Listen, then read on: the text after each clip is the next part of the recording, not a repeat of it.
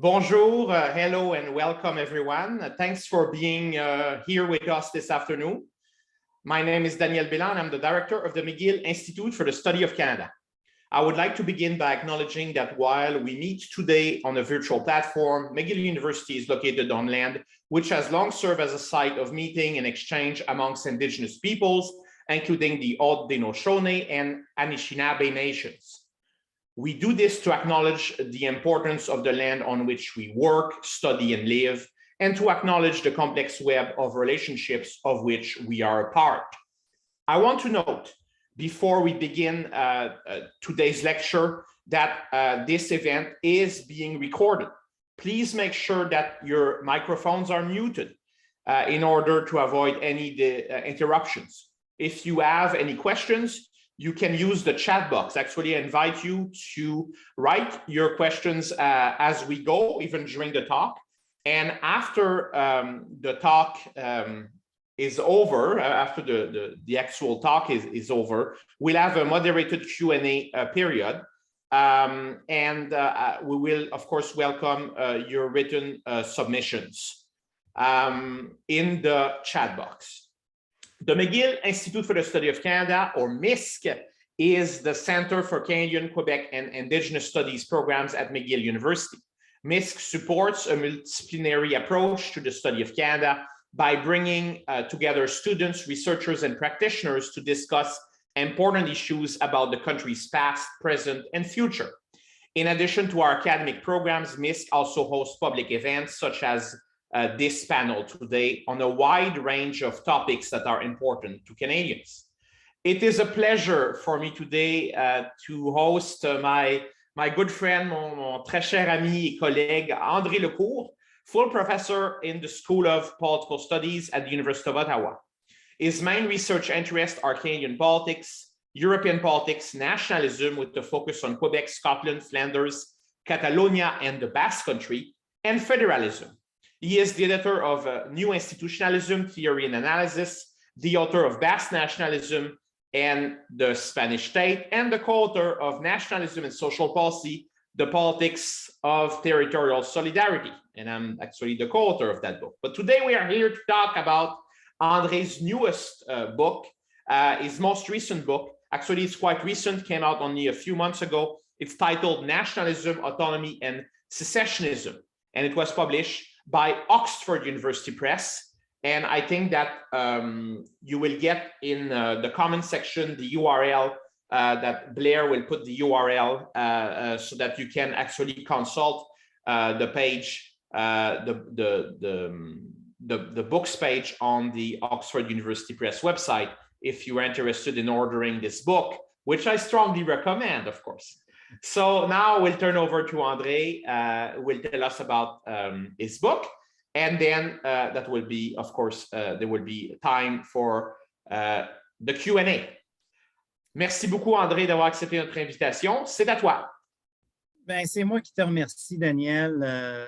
Merci à tout le monde d'être ici. Et gros merci aussi aux organisateurs, organisatrices de l'événement. So it's a pleasure to be here. And so, yeah, the idea today really starts with, sharing some ideas from my book. And it's not a book about Canada, but it's a book about Canadian topics, I would say, right? I have prepared some PowerPoints, and I'll share them with you a little bit here. Try to go back and forth between you actually seeing my face in the PowerPoint. So here's the book, Nationalism, Secessionism, and Autonomy. Famous scholar of nationalism once told me, André, good book has only 2 words, but I couldn't do it for this one because I felt that there were 3 important words, 3 important concepts to what I wanted to look into. But you see from these words here how connected to Canada my inquiry is, right? Nationalism is inseparable from Canadian politics and history, resulting from politics in Quebec. Secessionism is one of the most spectacular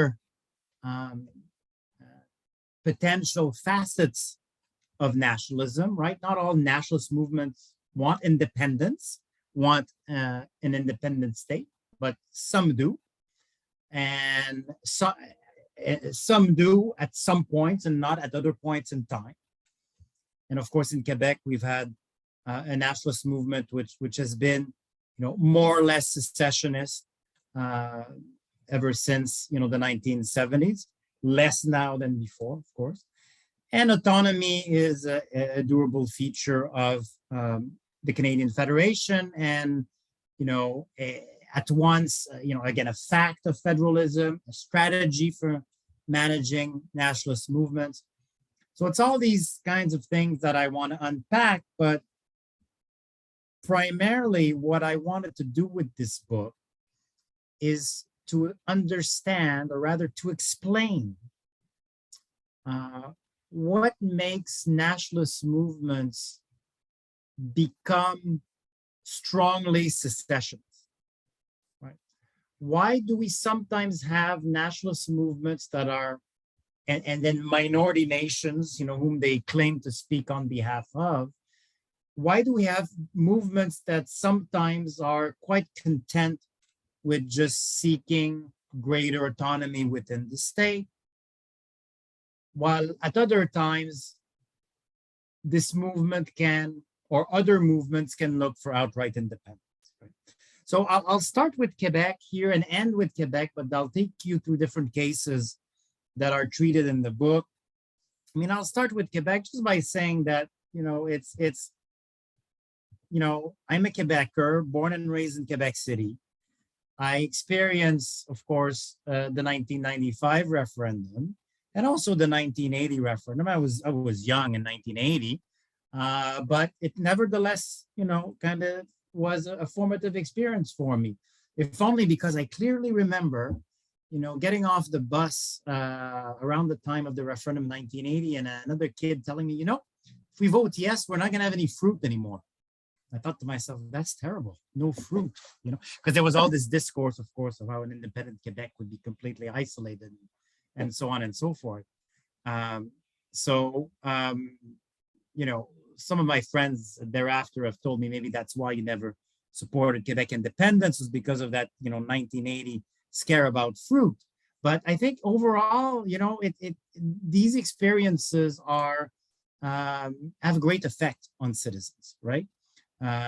They've had great effect on Canadian citizens residing in Quebec and in other provinces, and they've had great effects on secessionist movements have had great effects on citizens in some of these multinational countries that I'll be discussing, right? So at its heart, I started thinking about this book because of these experiences, and also because of things I was observing that were surprising to me elsewhere, right? And I'll go back to my screen sharing here a little bit. I was surprised by the Scottish referendum on independence in 2014, and by the so-called self-determination process of Catalonia in Spain, also starting circa 2012. I was surprised by these events because they were largely unforeseen, even by specialists. I hadn't foreseen them, even though I'd been working on these cases and on nationalism and secessionism since the late 1990s. When I looked at the literature, which I knew well, I knew that the prediction was that outright, like secessionism, the search for outright independence in liberal democracies was largely a thing of the past. I mean, that's really what we saw in the late 1990s and the early 2000s, and especially in Europe, especially in the European Union. The arguments were many. First of all, the EU, right? European integration meant that generally there was less importance given to borders. The movement was towards, of course, integration as opposed to fragmentation, right? States in the European Union and elsewhere, liberal democratic states had adopted many accommodation measures towards their national minorities, their minority nations, right? Ranging from recognition to autonomy, power sharing, and so on and so forth. And there was the broader trend of globalization as well that just suggested that, you know, having an independent state or suffering through the potential difficulties and costs of trying to attain and obtain an independent state in the early 21st century didn't make a ton of sense. But that's what was happening in Scotland and Catalonia. So that was a puzzle to me, puzzle one, at the heart of my book. Looking elsewhere in Europe, you know, I found and I knew that this strengthening of secessionism was not happening elsewhere. I'd been working on Belgium for a long time, and I knew that Flemish nationalism, although alive and well, was largely satisfied with seeking increased autonomy within Belgium as opposed to looking for an independent state. And then a research stay at the Federalism Research Institute in the north of Italy, the German-speaking area of Italy, South Tyrol in 2017, made me realize that there was also a minority nation there of primarily German speakers in the north of Italy that had a past, a very strong secessionist and irredentist past, previously seeking reunification with Austria. So there was this community there that was also quite content with seeking to increase autonomy within Italy. So puzzle two, there was a strengthening of secessionism in Scotland and Catalonia, but no such strengthening of secessionism in Flanders and South Tyrol. So that led me to think about writing a book, actually, right? What explains the strengthening of secessionism in liberal democracies, right? Why are some nationalist movements strongly secessionist while others are weakly secessionist or maybe not secessionist at all? So in order to answer that broad question, I decided to use these four cases. So, you know, in the kind of political science terms, what I wanted to do is a controlled comparison. And the design here involved looking at what Catalonia and Scotland shared, right? They shared an outcome, strengthen secessionism. So therefore, there's something that they share that would explain that, right? So I started my project looking out for that, but at the same time, what Catalonia and Scotland shared could not be shared by Flanders and South Tyrol because the outcome there was different. The outcome there was no strengthening of secessionism. So in other words, I'm looking at, you know, the differences between, on the one hand, Catalonia and Scotland, on the other hand, Flanders and South Tyrol. Looking at what Catalonia and Scotland share, and that's not shared by Flanders and South Tyrol, right? And this design allowed me to kind of reject multiple potentially and intuitively attractive explanation, like the multiple crises of the EU, right? The EU had refugee crises, some would say legitimacy crises, and so on and so forth. But these four states here that I'm looking at, Spain, the United Kingdom, Flanders, and Belgium and Italy, were, in my time of interest, members of the European Union. Were true for the United Kingdom, but was true for the period that I was examining. Populism is another frequent kind of explanation put forward to try to explain or think about secessionism, right? But again, there was populism in certainly in Flanders, the far-right populist party there, and yet there was no strengthening of secessionism there. there wasn't much causality to be found. You could argue there was a little bit of populism everywhere. So no straight causality there. The financial crisis, the great financial crisis of 2008, very often linked to the self-determination process in Catalonia, didn't satisfy me as an explanation either, because Scotland shares an outcome with Catalonia. And yes, you could argue that the crisis hit the United Kingdom as strong as it hit Spain, but it also hit Belgium very strongly, and it also hit Italy very strongly. Again, no clear causation there. The 4 cases, if you try to quantify that, there's actually a regional authority index that does that. The 4 regions that I'm looking at really have the same level of autonomy, the same degree of autonomy. And that's an often invoked argument in the literature. You know, maybe the more autonomous a region is, the less likely it is to have a strong secessionist movement. But that didn't work here, because all these regions, all these communities, all these minority nations have about the same degree of autonomy. And the design of autonomy was all different, right? So Belgium's a federation, Spain, you know, is a federal system, not formally a federation, but certainly a federal system.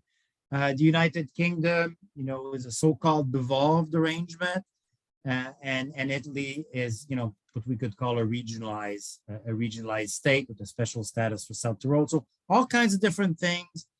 Here again, I can't draw any causation with the outcomes that I'm trying to explain. So how do I think then about a plausible explanation for my difference in outcomes between the 2 pairs of cases? You know, the first thing that, if you look at the literature on secessionism, you know, they'll look at some of these explanations that I mentioned before. A lot of things that are endogenous, right? And again, none of these things apply. It's not really just about language, because, you know, of course, Scots speak English, and Catalans have their own language, but they share an outcome. Looking at just within these minority nations, I couldn't see anything that would help me explain my outcomes, or the divergence in this outcome of secessionism. So the literature on nationalism tells us that, you know, minority nations are divided societies, right? They have nationalist movements that have different streams, typically an autonomous and a secessionist stream. And my question was really, you know, why is it that in some cases and at some points in time, the secessionist stream dominates, right? And the literature on nationalism basically suggests that, you know, the state is really important in looking at the particular program, agenda, orientations of a nationalist movement. That nationalist movements and their underlying minority nations need to be analyzed and understood in the context of their relationship with the state. It's not about looking within, it's about looking between, right? What's the relationship between the minority nation and the state? And, you know, this way of thinking for me is also quite instinctive, because I really like an approach to political science that's called historical institutionalism, which puts forward basically 2 basic arguments. One is that analytical primacy should be given to the state and its institutions, right? So the notion that to understand politics, you need to understand how the state and state institutions kind of weigh on society, constrain action, shape possibilities, shape identities, preferences, strategies. And 2, that politics should be analyzed in time, that the temporal aspect of politics is important. You need to understand it as, you know, as a causal chain, as opposed to, you know, understanding politics as kind of a variable centered and static. So kind of armed with this, I began thinking that maybe what determines if a nationalist movement will have a strong secessionist orientation is what I ended up calling the nature of autonomy, right? What is the extent to which the relationship between the minority nation and the state, what is the extent to which it evolves in time?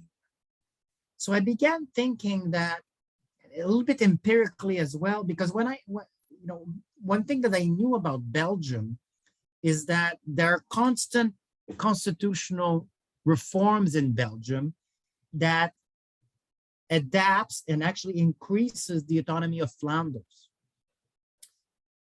And looking at Spain, one of the things that struck me was that, for Catalans, certainly the perception was that their autonomy within Spain was not even a take it or leave it, because you could leave it, but was you take it. That's it.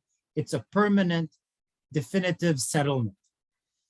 And reading around the devolution in the United Kingdom in 1998, I also often saw this, and I knew it from before, but it struck me as being meaningful, this word of settlement, right? This notion that devolution in the UK was meant to be permanent, was meant to be unchangeable. And then my last case in South Tyrol, when I went there in 97, it simply struck me that the dominant party of German speakers in South Tyrol used the slogan dynamic autonomy. I was very curious about that when I was there, and I started examining how this worked and realizing it wasn't just a political slogan, it described the relationship between South Tyrol and the Italian state. And then I started seeing that, hey, maybe, the strength of secessionism is a function of autonomy being primarily static or primarily dynamic.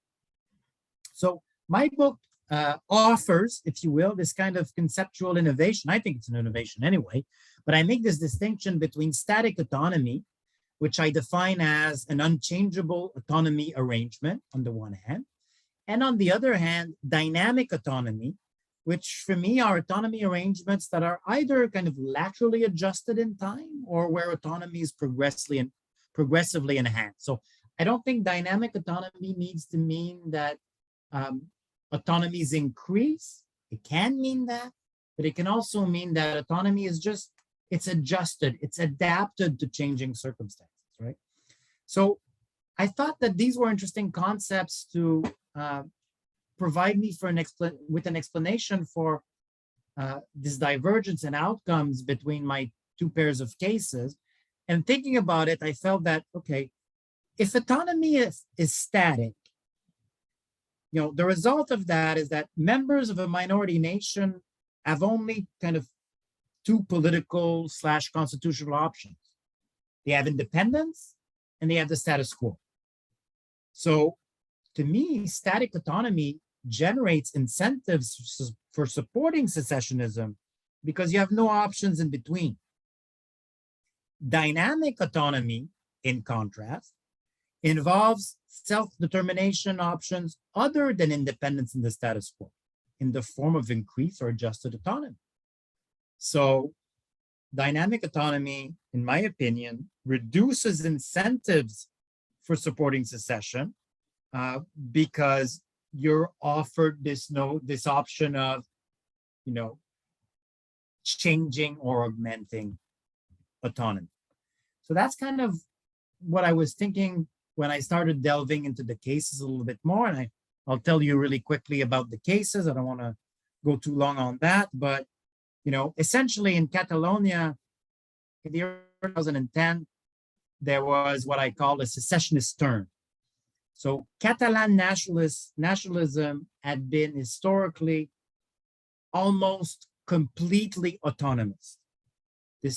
So the overwhelming majority of the Catalan nationalist movement, ever since the late 19th century, wanted more autonomy within Spain. And then all of a sudden, in early 2010, the parties that were always, the nationalist parties that were always autonomous became secession. One of the things that I say in the book, one of the reasons for that is that in 2006, the Spanish and Catalan governments had negotiated an agreement, had reached an agreement on a reformed statute of autonomy for Catalonia. So contrary to Canadian provinces, in Spain, autonomous communities, they each have a statute of autonomy, which describes their powers and describes the political system and so on and so forth. And the Catalan parties, at least nationalist parties, had long wanted a reform of the statute. The Spanish government of 2006 agreed, and there was a reform agreed upon. But the opposition party in Spain, the Conservative Party, the Popular Party, took that agreement to court, arguing it was unconstitutional. And four years later, the Spanish Constitutional Tribunal, largely agreed with that, struck down a lot of the provisions of the reform statute and narrowly interpreted others. So through my static and dynamic autonomy lenses, this was a case where, Catalonia was shown a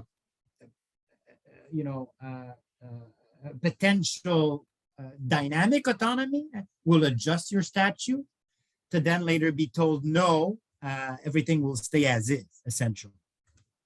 It was a bit of like a Meech Lake moment for Catalans, right? And then as demonstrations began and movements began to assert the so-called right to decide of Catalans, the Spanish state hardened its position, stated that there would be no discussion on autonomy anymore. And then, that, in my opinion, crystallized the developmental pathway of Catalan nationalism towards secessionism. So that's the Catalan story. In my opinion, a very kind of static autonomy offered by the Spanish state to Catalans. Now, in the case of Scotland, autonomy was less static, but in my opinion, the devolution settlement was meant to be very static. And although there were some changes that were promised to it later as a result of the Kalman Commission, the commission that was tasked to kind of investigate and make recommendations on devolution in Scotland, those reforms came after the Scottish National Party had formed a majority government in 2011 and had committed to holding a referendum on independence. And once that referendum was on the agenda, and a real possibility, of course, for the SNP or the majority government, what was very interesting to me is that the SNP government, suspecting it would lose a yes/no question independence, tried to see if there could be kind of a multiple option referendum. Independence, status quo, or increased autonomy, more powers for the Scottish Parliament. And the UK government said no to that. Static autonomy, in my opinion, saying to Scots, either you keep the settlement of 1998 or you leave. Contrary to the Spanish state, UK state said you can leave if you want, but it's a take it or leave it. And of course, the UK government decided that because it didn't want to augment or adjust the powers of the Scottish Parliament. That's something I'll come back in my conclusions.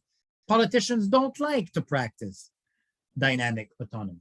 But what was ironic in the case of Scotland is that towards the end of the referendum campaign in 2014, the British political class began to worry about maybe a possible yes vote. And then it made the promise to put Scottish autonomy on the move, if, of course, Scots decided to vote no. And in fact, this has happened, and there's been, changes made to devolution for Scotland. But my interest was to explain the strengthening of secessionism, around 2010 to 14 at least, and a little bit thereafter. Now, in the two other cases, in Flanders, you have very strong nationalist movement. Flanders is, Dutch speaking, whereas the rest of Belgium, of course, is French speaking. And you have a state that is seemingly chaotic, fragmented, disorganized, and unstable, always on the precipice of disintegration. That's kind of the impression Belgium gives. Yet, support for independence in Flanders is really low. An interesting paradox there. But if you use my two concepts, not a paradox at all, because Flanders' autonomy is extremely dynamic. There are regular constitutional revisions in Belgium every decade or so. And the fact that there will be such constitutional revisions is predicted and anticipated. Belgians, Flemings, know that there is another constitutional change just around the corner, and they know that this constitutional change will mean more, or at least kind of an adjusted autonomy for Flanders. So in those circumstances, why would you take the risk of supporting secession when there's this kind of middle option that's kind of always there and always, really always implemented? And in South Tyrol, there's also an apparent paradox, because this is a region that had experienced, as I said before, strong secessionism, irredentism, seeking to be reattached to Australia, from which it was detached following World War I, and indeed violent movement for these two objectives. And yet, in the last few decades, very quiet. Again, because I would argue dynamic autonomy. So here we don't have dynamic autonomy through constitutional revision. We have a very interesting administrative mechanism called the Commission of Six. So, the relationship between South Tyrol and the Italian state is essentially governed by a commission composed of 3 members appointed by the Parliament of South Tyrol and 3 members appointed by the Italian Parliament. And together, they adapt, manage, run, administer the Statute of Autonomy for South Tyrol. And they constantly adjust it, right? And whatever decisions is made by this Commission of 6 as force of law, then it's kind of rubber stamped by the Italian Parliament, essentially. So, and of course, this is very well known as well in South Tyrol, because the dominant political party for German speakers in South Tyrol, the SVP, has made it a political slogan.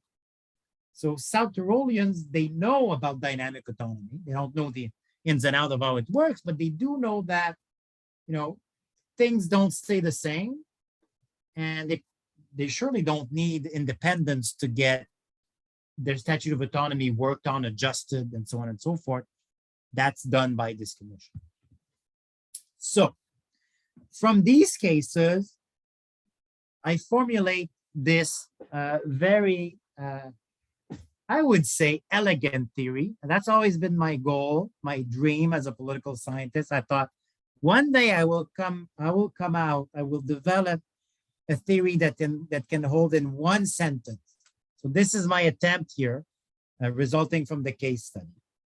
Static autonomy stimulates secessionism, while dynamic autonomy staves it off. So that's my explanation for secessionism. Essentially, what I'm saying is that if you have an autonomy that's static, it will stimulate secessionism, whereas if you have an autonomy that's dynamic, it'll put the brakes on secessionism, it will weaken it, right? So I think there's an explanation to it, and let me tell you about it now. So essentially, static autonomy doesn't adjust to changing circumstances. And we know that there's change in politics, there's change in nationalism, and in minority nations, there's changes to the way identity is conceptualized, interests are defined, right? If we go back to Canada and Quebec here, you know, the Québec national interests, as Robert Bourassa used to say, les intérêts supérieurs du Québec. In the 1980s, they're a set of things. In the 90s, they're different. 2000, they're different. Things change, right? So if autonomy doesn't adjust, then there's some dissonance there, right? Between an institutional order that's static and a social political order that's naturally, that moves, right? So that's kind of a very historical and institutional explanation. Here you have like two different orders. One is static, the other one moves. So there'll be tension between these orders. And that comes out in the form of secessionism, I argue. Whereas if you have an autonomy that's dynamic, that not only expands, right? I want to be clear about that because I had an interesting discussion with Stéphane Dion a couple of months ago, and he was telling me, you know, Andre, your book is basically telling us we need to keep giving more autonomy, and when does it stop? And this is awful. You shouldn't do that. So what I'm saying is, autonomy can be dynamic if it's adjusted. It doesn't always need to be increased, but it needs to be adjusted to kind of keep pace with, you know, the changes that occur in the minority nation. And if there's adjustment in autonomy that allows it to remain coherent with the social political order of the minority nation, there won't be this tension. And in all likelihood, there won't be strong secessionism, right? And again, to put it really simply, and as I did before, in the context of dynamic autonomy, you have more than two options. You have more than just, you know, the status quo and independence, right? You can politically promote and support kind of a different type of autonomy, an increased autonomy. You can work within this autonomy sphere.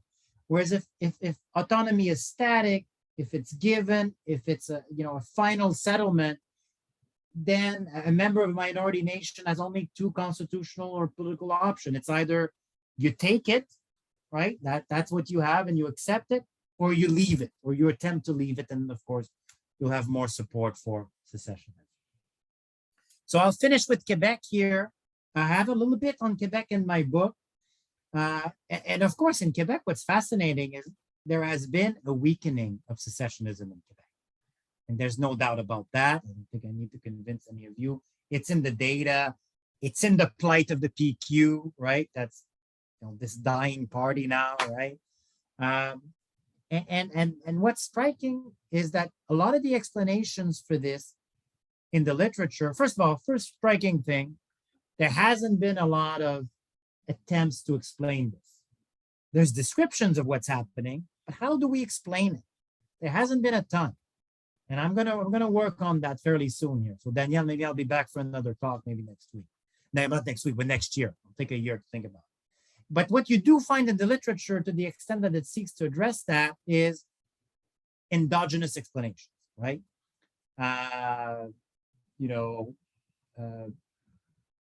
Quebecers maybe feel better about language, about the French language than they did before.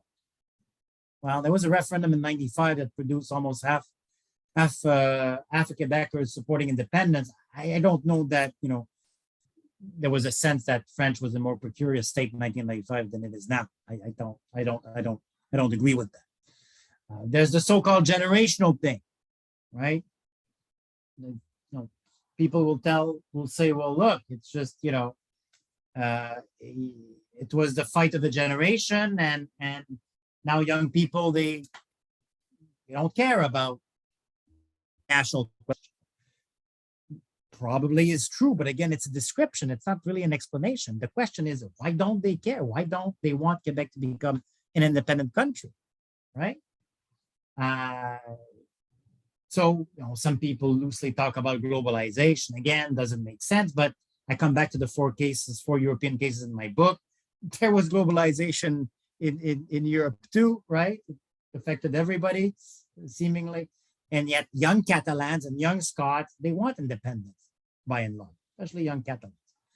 So none of these explanations are satisfying to me. So in my book, what I say here is, okay, if we look at these concepts of static and dynamic autonomy, how can we think about Quebec? And to me, it's actually pretty straightforward. Canada and Canadian federalism is very static when, when we try to manage Quebec, if you will, its autonomy and so on and so forth through the Constitution. Because we know we can't change our Constitution because we don't really agree on the nature of the country we live in, and that's a different story. But the point here is that Quebec's autonomy constitutionally is static. And when the Canadian political class sought to manage Quebec's autonomy through the Constitution, nothing changed. And actually there was kind of a promise of change or a hope for change, and then nothing changed. And then you have a strengthening of secessionism. So largely from, you could argue, the 1970s to 1995, 96, right? After the 95 referendum, the Canadian political class made a conscious decision to focus, to avoid managing Quebec through the Constitution, and to focus instead on the mechanisms of Canadian federalism, right? Intergovernmental agreements, which are lower profile, often out of the public eye, and they're more flexible. And through these agreements, I would argue in the last 25 years, there's been a more dynamic treatment of Quebec autonomy. It's not that Quebec's autonomy has increased a lot since 1995. You could argue it's increased a little bit. There was an agreement on labor market training in the late 1990s that decentralized power to Quebec around that policy sphere. But it's more that, there's been a management, an ongoing management through intergovernmental relations in order to adjust, whether it's about immigration, the environment, to adjust Quebec's autonomy to how the Quebec political class defines, the province's interests and its identity as well, right? That's kind of my argument. And I think, so what I'm saying, I guess, is that in the case of Quebec, you need to look at the relationship between the Quebec government and the federal government. And I would go as far as to say that I think that the Harper years were very important for the weakening of secessionism in Quebec. Right? At the level of discourse, right? So-called open federalism. Maybe we don't even need to look into how it materialized, but there was a different approach there to Quebec that kind of broke a certain mold, I think, or broke a certain way of doing things, introduced a new kind of generation of federal politicians that were not stained by the constitutional era, and it's really in that direction. To me, that's important. It's more important than